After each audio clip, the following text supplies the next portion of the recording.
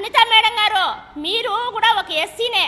ఒక ఎస్సీ, ఒక దళితురాలకి నాకు అన్యాయం జరుగుతూ ఉంటే ఎందుకు మీరు గమ్ముకున్నారు మేడం? చెప్పండి మేడం, ఎందుకు గమ్ముకున్నారు? చిన్నప్పుడు ఎప్పుడో చదువుకున్నాం మనం, పిల్లలు కొట్లాడుకొని కోతెత్తుకోమైంది అంటారు రొట్టె ముక్క. అట్టగా అన్యాయం, దళితులకు అన్యాయం జరుగుతూ ఉంటే ఈరోజు మీరు నాకు అన్యాయం జరిగినప్పుడు మీరు ప్రశ్నించకపోతే ఇంకెవరు ప్రశ్నిస్తారు మేడం? చెప్పండి.